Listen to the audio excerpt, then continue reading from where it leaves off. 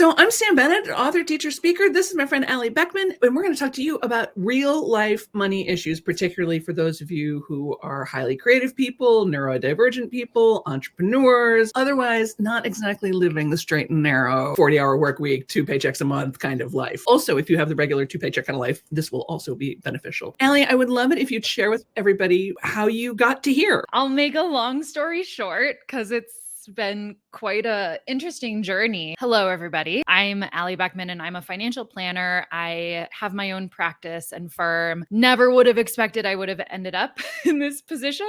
The journey began, I was a strong academic as a young person, excelled in some of those harder like math, science areas, but honestly really drove myself into the ground as a high perfectionist overachiever and ended up going into the arts. I left turned into college and studied theater, did theater. I was an actor, a director, I'm a musician, teacher, facilitator, just a very diverse and exciting career as a theater artist for about 15 years. Just really following my heart and my passion to use different expressive mediums to provoke dialogue and ideally social change. So I was doing that for a long time. And then along the way, I'm a longtime yogi. I was a yoga and meditation instructor. I ended up starting my first business in 2018. It just became clear to me that I'm just one of those entrepreneurs, whether I like it or not, needing to work for myself, and ended up using my yoga career to start a business in corporate wellness. And I was still doing applied theater. And it was great until the pandemic hit and I realized that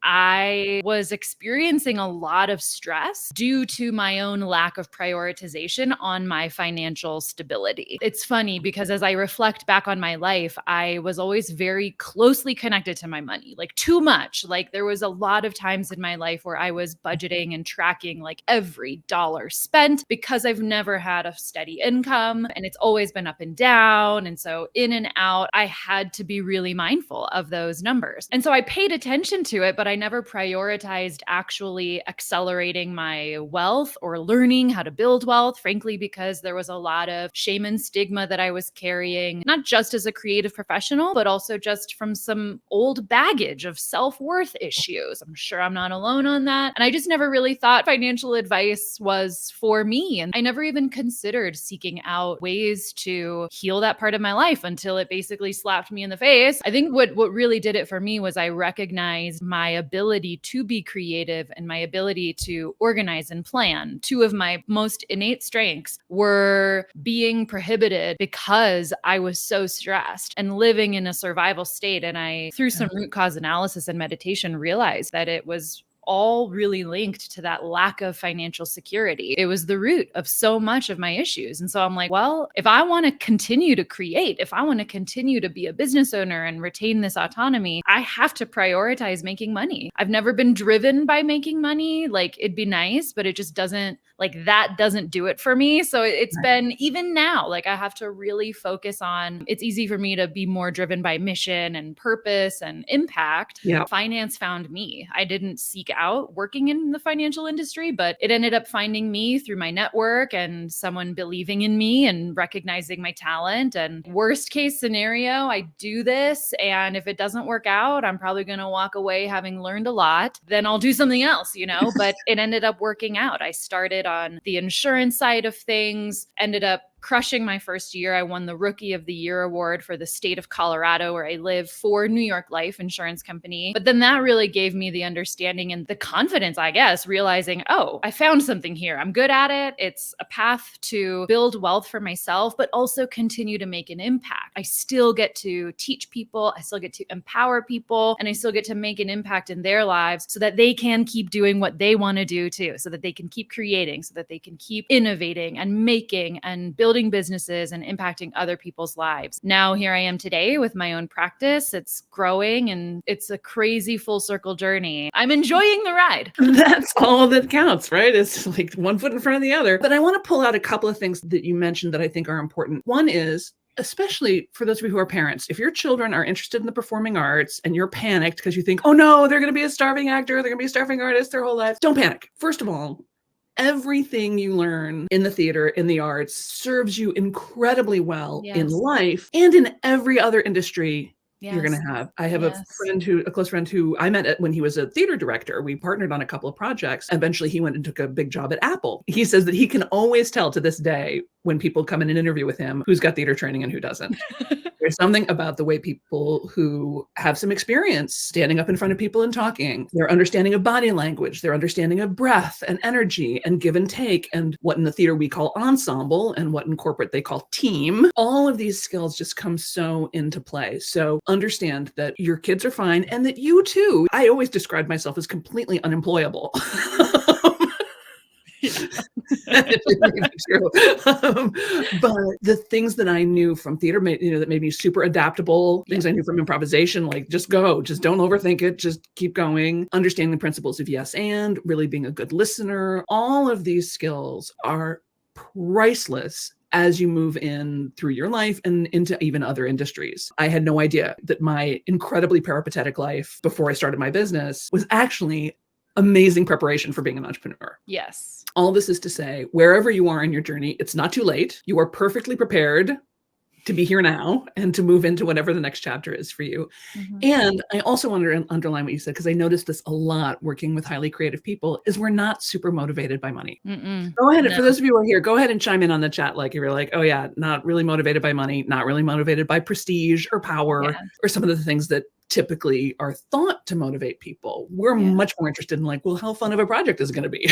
Do I get to do something How's new? How's it going to feel? What is it going to make them feel? And like, people, right? Do I get to have an impact? Do I get to get all emotional and get in there with people? Right. Yeah. And also almost a virtue in being broke. Oh yeah. I was very good at being broke. I clipped coupons. I shopped at thrift stores. I would play, guess how much this outfit cost? And it never cost more than $100, including shoes. I was talking to someone, it was within my first year, and I was talking to someone that I had just met. They were a former teacher. I find teachers, creatives, coaches, healers, we all have really similar spirits in that kind of way of impact and passion. He transitioned into the mortgage industry. He left teaching, went into lending. And then I told him that I was an actor and a yogi for a long time. I'm a financial planner now. And he goes, oh, so you sold your soul too. And I'm like, what?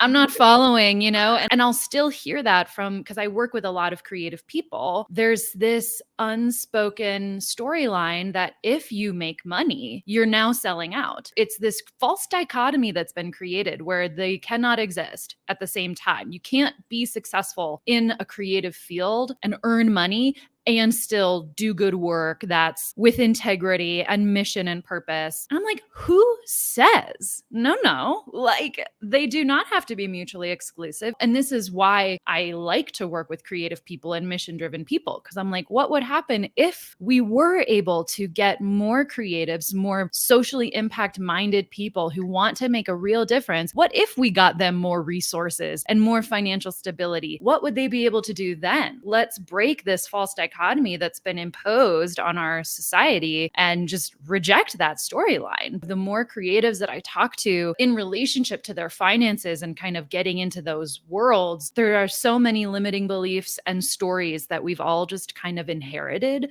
And it's not everybody. I know that I'm generalizing, but it is quite common. The stories that I hear from creatives, it's so similar among so many people. How do we start to break that down? It was a real moment for me when I was starting my business and realizing that I was going to have to resign my theater company, which was, essentially a charitable activity. I mean, I did get to write and perform and stuff, but it didn't make any money or anything. And it was a huge amount of time. And to go, you know what? I'm going to step away from the theater company for right now, even though I think they need me and even though I love them and even though, because if I can grow this business in the way that I really want to, I won't be there early to the team meeting to set up the chairs, but I will be able to write them a nice big check. Right. What's more useful? Anybody can set up the chairs. And also, it has not escaped my notice that I've got these LinkedIn learning videos with over 1 million learners. That's over 1 million people viewing those trainings. Wow. I've done keynote speaks where I got a standing ovation from 3,000 people. Well, that's me performing my own writing. And anybody who says that public speaking isn't acting is lying. Oh, yeah. And anybody who says who teaching isn't acting is lying, because it 100% is. So it's like through this slightly unconventional channel, the books have reached tens of thousands of people in a way that I doing, shows in my 99-seat theater company in Los Angeles was never going to be able to reach. 35 seconds on Modern Family. That's 35 seconds of television you will ever see. So we've promised these nice people to talk a little bit about how do you create a financial plan when your income is so erratic or you're not even maybe even sure what it is you're doing. The biggest shift that I help people, because most of my clients don't have a steady income. They're self-employed entrepreneurs building businesses. It's not steady or predictable yet necessarily. So I think the biggest shift that I help my clients with is really just shifting the starting point of the planning. Most of the advice out there is for people who have a steady paycheck. They know exactly how much they're going to get paid and when, and it's very predictable. It's very reliable. So then it's basically, well, take how much money you're earning and then minus your expenses. And then how much ever left over you have is what you get to work with, right? So many of us creatives, entrepreneurs, I know I used to just like tune out. I'm like, well, that doesn't apply to me. So Exactly. That's now I'm impossible not for me. listening anymore and no one can help me. We basically have to take the power back. We can't say, well, I have no idea how much I'm going to make. Even if that's true, that kind of slips you, whether you're aware of it or not. It can slip you into more of a passive and victim mentality where it's like, well, I'm just going to wait and see. I'm going to hope that it works out and hope that I make enough. What would happen if we could start to create a plan so that you know how much you need to make and then you have a plan of how you're going to get there? We need to reverse engineer it from the standpoint of your needs. So how do you do that? You start figuring out basic expenses. Just get your bottom line expenses figured out, right? The stuff that you cannot negotiate, your rent or your mortgage, your gas bill, your groceries, insurance bills, your utilities and cell phone, just those basic things that you need to live on a month-to-month basis. Make a list as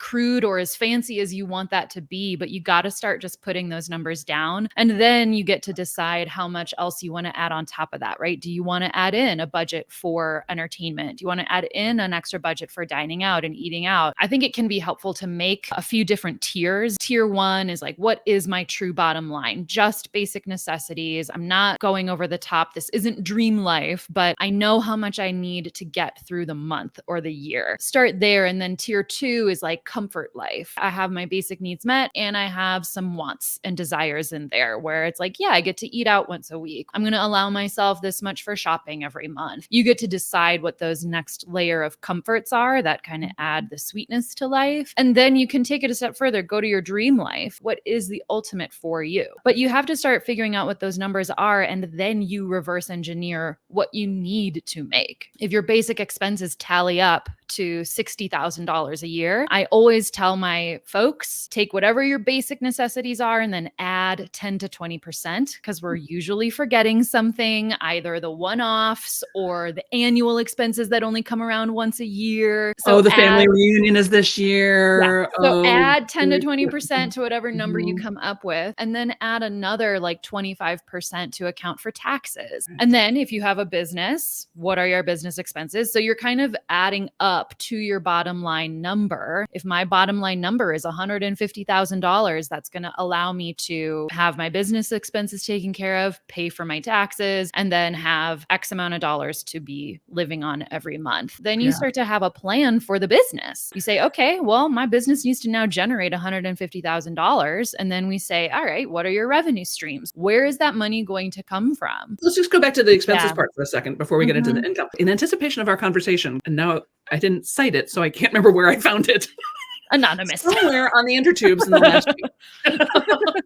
I found this. What this is, you can't start from where you aren't. Yeah. You can't start from where you aren't. And I think sometimes we have this idea of like, well, my life is so chaotic, or I just don't know, or I'm so broke, there's no point in even starting. So we put that start date sometime in the future. Well, when I have more money, well, when I have more time, well, when I'm better organized, well, when I get that full-time job, or when my business takes off, then I'll start planning. Then I'll get a grip on my expenses. It's like, dude, no, the time is now because you're making it work. Here's the thing. This is one of the things when I first started teaching, one of the things I would say is, everybody is organized. Everybody has organizational systems by which they run their life. Sure. Some people come home, drop their keys, and then spend 20 minutes the next morning looking for their keys.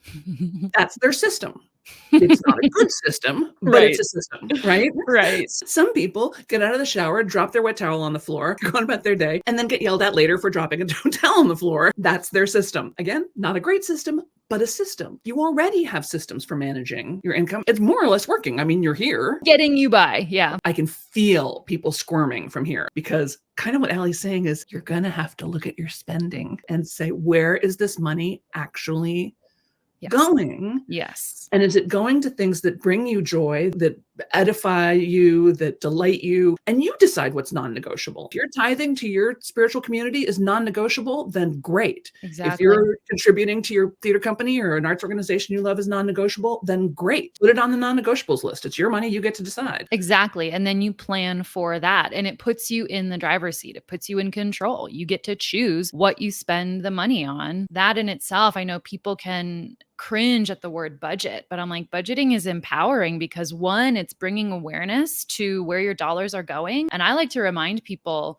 regardless of how much money you are or are not making, you have power in where you choose to spend your money. That is one of the most powerful tools that we have. Whether you're spending $5 a day or $500 a day, it doesn't matter. Where you choose to put your dollars has an impact in the rest of this world. Who do you want to be giving your money to? What things do you want to give your money to? I love to see people's reactions when we start aligning their values with their money. One of the prompts that I love to give to people is like, pull up your spending statements, your credit card, debit card, whatever you spend your money on. If you were to die tomorrow and someone looked at those spending statements, would they know what is important to you? Just by looking at where your money is going. And just even that shift in awareness can add to our sense of empowerment with, even if you're not making a ton of money right now, whatever money you do have, there is still power in those dollars. And I would love to encourage people that part of where those dollars are going are back to you. Whether it's $5 or $10, start putting money in your own accounts, whether it's a savings account, an investment account. One of the simplest but most powerful tips I have is automating it. Set up automatic transfers or contributions into your different savings accounts so that you don't have to think about it. It's kind of the pay yourself first model. Every time I get paid, there's an automatic transfer into my savings account so that I don't even have the chance to spend that $10. I know I'm giving that $10 to my future self. And that in itself can create that positive reward and momentum. You're slowly going to see your savings account grow, which then reinforces the positive work and impact that you're making. It takes work up front. It does. But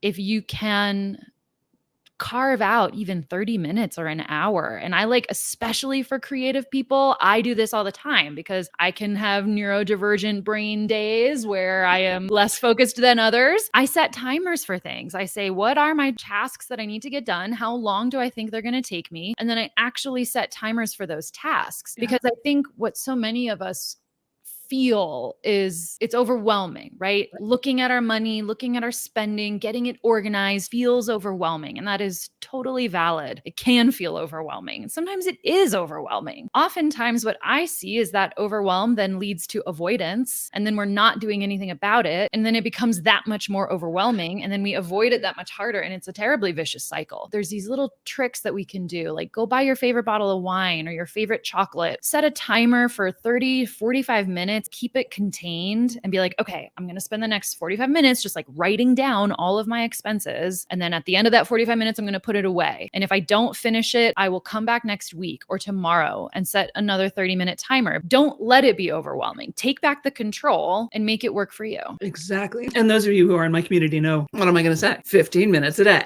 Yeah. 15 minutes a day, every single day, focused on your finances. And I'm telling you, you will have it dialed in no time. Yeah. There's another couple things I've been thinking about. One is this looking at your expenses thing. And all of a sudden we see like, oh, Netflix, $8.99 a month. Oh, Paramount Plus. Oh, HBO Max, or streaming services or whatever's all start to add up. And you think, well, it's $9. It's not that big a deal. Over a year, that's almost $1,200. That's real money. Yeah. A little over 100. But then what? Times 3 or 4 because you have 3 or 4 of those subscriptions. I also want to underline this thing Allie was saying about an automatic transfer. And I actually created an online savings account. I went to Capital One 360 or whatever it's called. Not only does it get automatically transferred, but it transfers to a bank account I don't even look at because I look at my regular bank account like every day. This feeling of like, well, I don't know if it's going to be there. Like, what if I need it? What if I need it? Well, if you need it, it's there. But the fact of the matter is, if you never see it, you're not going to need it. You have to think of it as an exercise in faith. Like you already have faith that you're going to live to eat another sandwich. Have faith that you can trust yourself to put $100 a month away. I mean, and I started, I think, with $25 a month.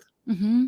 And I was terrified to do it. I was terrified to do it. And then I bumped it up to 50, and then I bumped it up to 100, and then I bumped it up to 500, and then I bumped it up to 1,000 until that money was just like going to get put away just regularly, and I never even thought about it. I think that's a really important point. I really encourage people to have multiple savings accounts. Your checking account should really be a money in, money out account. Those of us who don't have steady incomes, you figure out your baseline. What are your monthly expenses? Is it $4,000, $5,000? That becomes your baseline goal for your checking so that you know you always have enough for that month or a little more. That bottom line number is different for all of us. But then anytime you get money, your checking account is over that bottom line number. I recommend you shave off the excess top and put it in an overflow savings account that is closer to your checking account, so that then when you have those months that are leaner on the income side, you've got your overflow bank account to pull from, shave off what you need from that account, put it into your checking. And I like to keep that separate. Then that's different from the emergency savings account. Emergency savings account are for emergencies, which would be anything that if you don't address, your life will be impacted. So losing a job, big medical bill, a big house repair, something like that, your safety and well-being would be impacted if you don't pay for it. That's an emergency fund. And like Sam is saying, keep it separate. Don't look at it.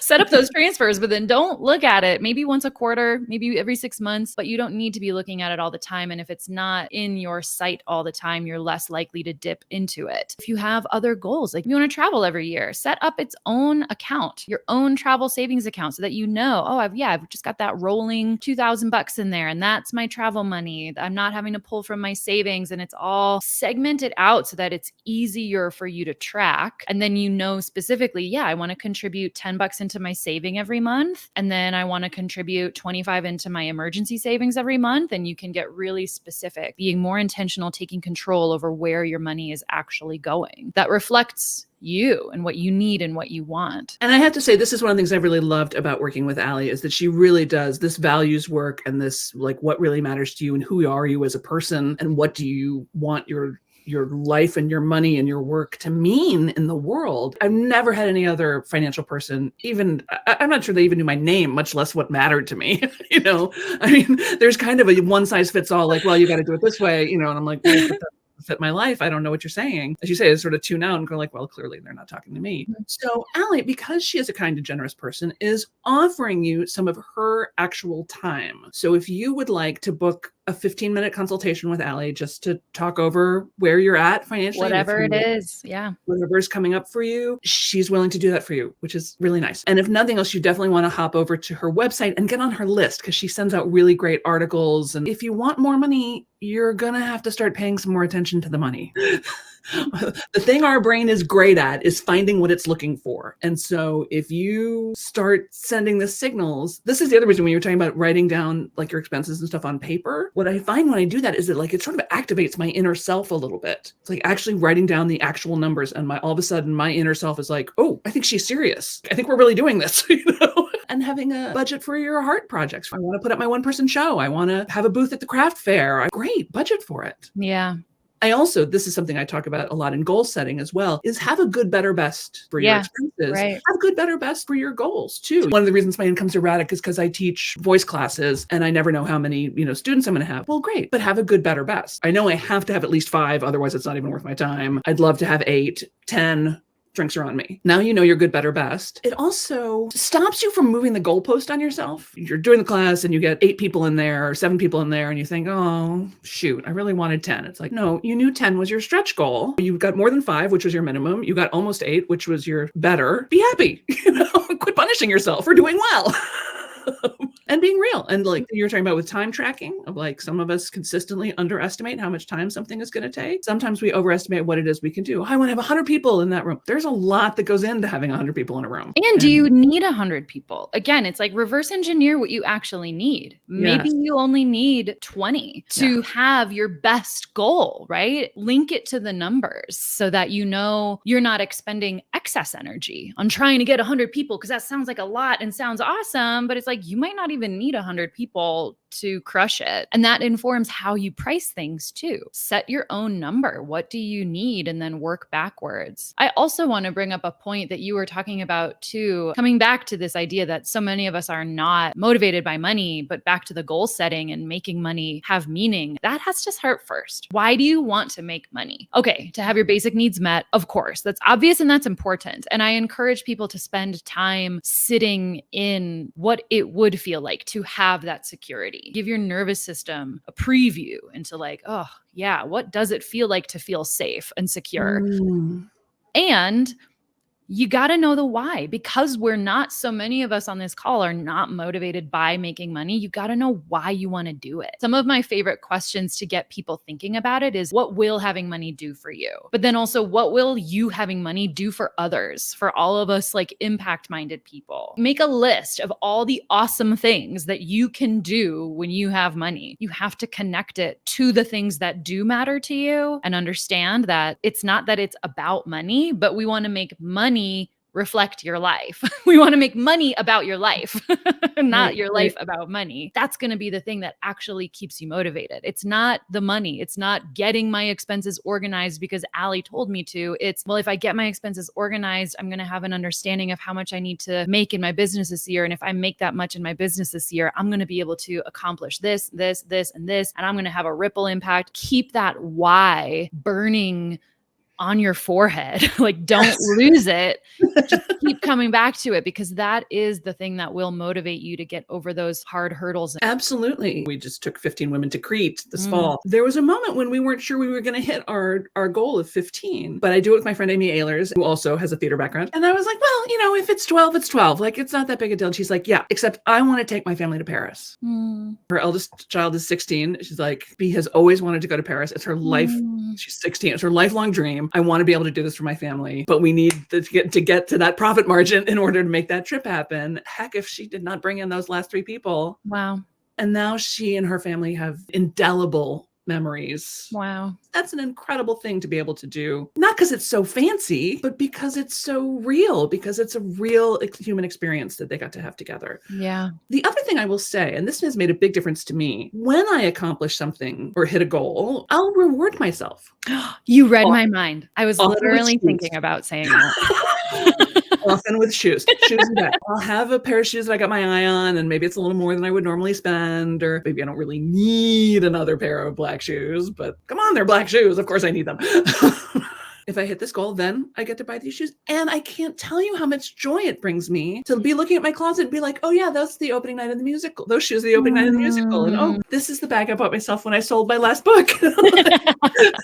And that's my daily bag. And every time I look at it, I'm like, yep. Yeah. Thank you. I worked really hard and I deserve this. Thank yes. you. I worked really hard and I that's deserve this. so important. We have to celebrate, and you get to decide like what that means for you. I had one client where she had a win, and I'm like, you got to celebrate this. And she was really struggling. Like, she did not have a lot of money, but I'm like, find a way. And I'm like, I'm going to check in on this. I'm going to like hold you accountable to celebrating yourself. Yes. And she's like, I ended up just taking myself to my favorite brewery down the road. They had this really special beer, and I just got like one beer. It was like an $8 treat, but I enjoyed it and it meant something. And just taking the time to receive that self-acknowledgement and celebration, it makes such an impact on keeping us going forward, Well, you would never expect anybody else to work as hard as you work without reward or recompense. And yet we're so hard on ourselves that it's never enough. It's never enough. It's never enough. It's never enough. I just cracked myself up because I remember when I sold my first book, when I sold Get It Done, and I got the call from my, that, okay, we're going to publish your book. And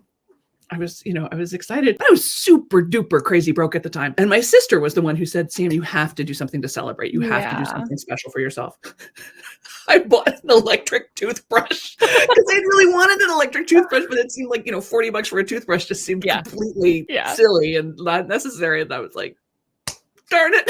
I went to Costco and bought an electric It's like toothbrush. whatever is going to give you, and that's the beauty of it. And for us creatives, it gives us an opportunity to like express ourselves, right? What's going to feed your soul in this moment? What is the thing that's going to really resonate for you? Take it as an opportunity to get creative about, how can I celebrate? If money is tight, you can do things that either don't cost money or cost very little. It doesn't have to be that you're spending money, but it's taking the time, it's carving out the space and just giving yourself the acknowledgement of what you've done. And the side effect of that was that every morning when I brushed my teeth, I was like, that's right, I sold a book. Because I don't know about y'all, but what I noticed in myself and most of the people I know is we're very quick to forget our accomplishments. Oh, yeah. All we focus on is all the things that are wrong with us and all the things we haven't done. So to have a little reminder every single morning, even with something as as ordinary as a toothbrush, but like a little moment of like, oh, that's right, I did that. I've taken it a step further because admittedly, I'm really bad at celebrating my wins. Like I'm one of those people who just plows forward and I'm just like, on to the next, never enough. Like it's constant work. So I started in one of my journals, I started writing from the back self-acknowledgements. Oh. And it was like a daily practice for a while. Every day I'm going to find a way to like acknowledge a win and give myself recognition. And now I don't do it every day, but now I have a third of a journal where I can flip back and remind myself of my wins and my accomplishments. So like that's even something in itself. Find a journal or even like a part of a journal that you dedicate to writing down your wins. And when you're having those hard times, go get that book and remind yourself of what you've done. It's like immediate mindset shift and emotional support. I bet one of my daily practices is in the morning. I'm not even out of bed yet. I'm still in bed.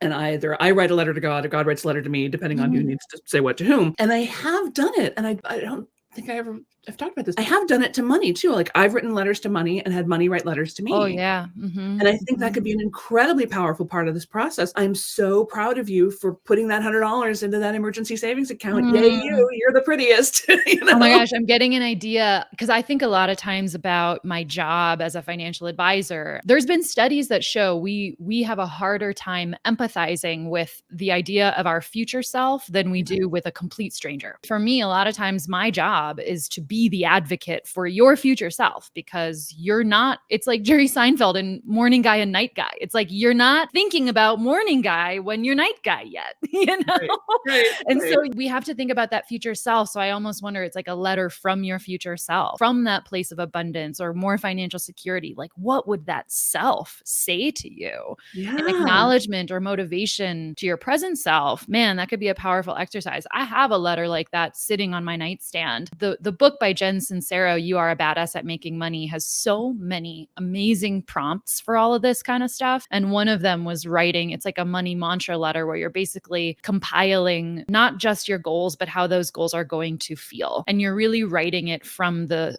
standpoint of your future self. I feel so grateful that I'm doing this, and this is how it makes me feel. And this is what my life is like. And you just spend time putting yourself in that future state. It's very Joe Dispenza like, where you're kind of remembering your future. You're helping your nervous system practice that future self so that when it happens, you're ready. Because so much of this is old limiting beliefs that get stuck in our bodies. Even if our external circumstances change, the internal doesn't quite catch up. And then it can keep us stuck. It's a rabbit hole of self-development work. I love it. I think the bottom line is find what works for you. What's going to have the biggest impact. And I got to tell you, we were talking earlier about the trepidation that some people have or got trained into about like, oh, like somehow it's bad to charge a lot of money or to make a lot of money. I did a high-end program not too long ago where I was charging more than I had probably ever charged. And I contributed a percentage of the portions to oceana.org because I was like, okay, this planet doesn't really belong to us.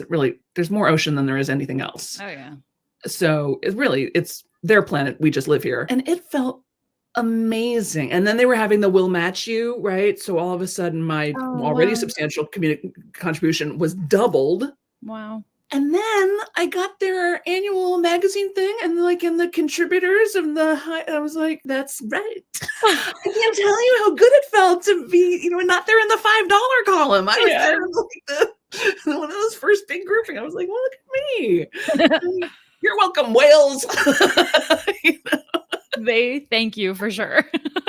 Right? Yeah. So if you want to have a little chat with Allie about what you're up to and where you want to go and how you want to get there, please book a time with her. Just a little 15-minute chat. As you can see, she's delightful. And there's always something you can do. I just want to reiterate that. There's always something you can do. And I want to remind people that sometimes you have to give yourself the grace to feel where you are. Sometimes where we are is not where we want to be. I think you have to just spend a little bit of time acknowledging where you are and how it feels. Oftentimes, part of what helps us find the motivation to move is like, wow, if I really let myself sit with how this feels of where I am, it does not feel good. Yeah. And that is the thing that ends up motivating us to change. So don't skip over that part of really starting where you are and acknowledging, again, acknowledge where you are, validate how you feel. If you feel scared, if you feel embarrassed, if you feel ashamed, acknowledge that at least to yourself, and then start to think about, well, what can I do today? There's always something you can do. Working on your mindset is more powerful than I think a lot of people in the traditional financial advising world give credit for. And that does not cost money to start working on, and it can end up paying dividends in the future. Just working on your money mindset and your relationship to money. There's more avenues and more ways to make money and profit from being a highly creative person than ever before. There's never been a better time. Yeah. And the rise of AI just makes what we do more valuable. Don't let anybody freak you out. Yes. Always room for dessert. There's always room for art. We need it. We need it. We need it. Thank you so much for having me and inviting me into your community. I hope this was helpful. Thank you for having me on here. This was such a pleasure. I'm so glad to see you. All right, everybody, have a beautiful day. And thank you so much for doing this with us. All right. Bye. Go do something good. Okay.